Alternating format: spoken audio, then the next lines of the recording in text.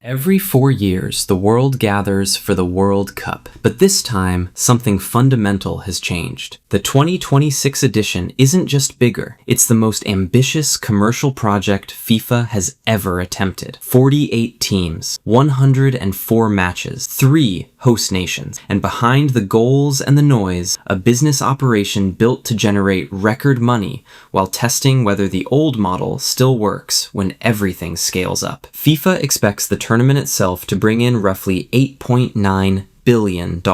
That's part of a $13 billion cycle, a 72% jump from the previous one. The biggest slice, close to $4 billion, comes from broadcasting rights. More matches mean more live content, more advertising slots, and more value for networks willing to pay. In the United States alone, Fox and Telemundo are already projecting hundreds of millions in ad revenue across their combined coverage. The extra games stretch the tournament to 39 days and create content for every time zone in the 3 host countries and beyond. Broadcasters aren't just buying football anymore. They're buying volume and prime-time windows that didn't exist in previous World Cups. Sponsorships tell another part of the story. FIFA sold out its entire global partner and World Cup sponsor inventory well before kickoff. The usual names are there: Adidas, Coca-Cola, Visa, Hyundai, Kia, but new ones joined because the North American market is simply too big to ignore. Aramco, Lenovo, Bank of America, Verizon, and others stepped in at different tiers. What matters isn't just the logo on the board. These companies pay for activation, the right to run campaigns, hospitality programs,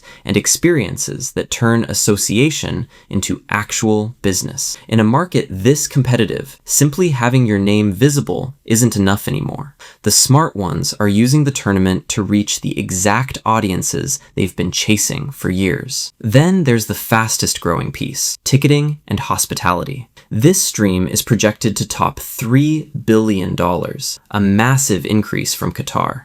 The reason is simple once you see it. North American stadiums are enormous, corporate demand is high, and FIFA introduced dynamic pricing and premium packages at scale. A group stage ticket can start around $60 for some matches, but the average for desirable games sits much higher, and the final at MetLife Stadium has tickets reaching into the thousands. Hospitality suites, premium experiences, and VIP packages have become an industry of their own. For the first time in a World Cup, this category is challenging sponsorships as a top revenue driver. FIFA also earns commissions on the secondary market through its official resale platform, turning what used to be a headache into another controlled income stream. But here's where the picture gets more complicated and more interesting. FIFA keeps almost all of that commercial revenue. The host countries and cities cover security, transportation, fan zones, and local operations. They don't receive a direct share of broadcasting or sponsorship money.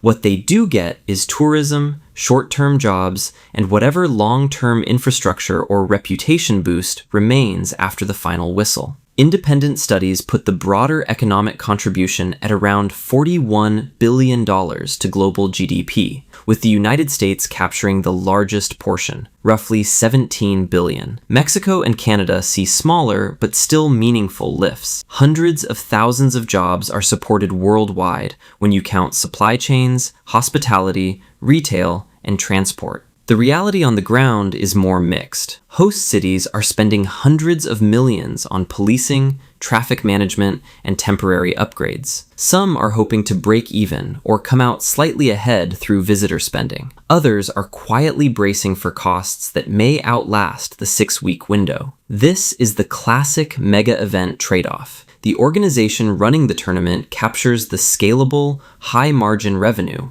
while local governments absorb many of the fixed and less predictable expenses. The 2026 model makes that split especially clear because so much of the infrastructure already existed, NFL and Major League stadiums repurposed rather than built from scratch. What makes this edition different from every previous one is the location itself. North America gives FIFA access to the world's largest sports marketing market, the highest corporate entertainment budgets, and a fan base that already spends heavily on premium experiences. The 3-country footprint spreads the load, but also creates new complexities in logistics, travel between venues, and coordinating 3 different governments. Yet, the commercial upside appears to outweigh those frictions. More teams from more confederations mean broader global interest, and more content for broadcasters in every region.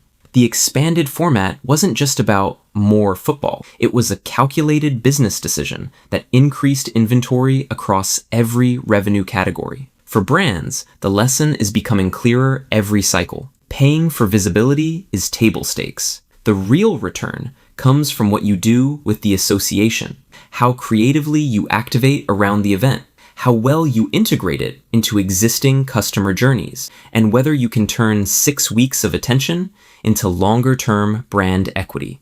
The companies that treat the World Cup like a short-term media buy will get what they pay for.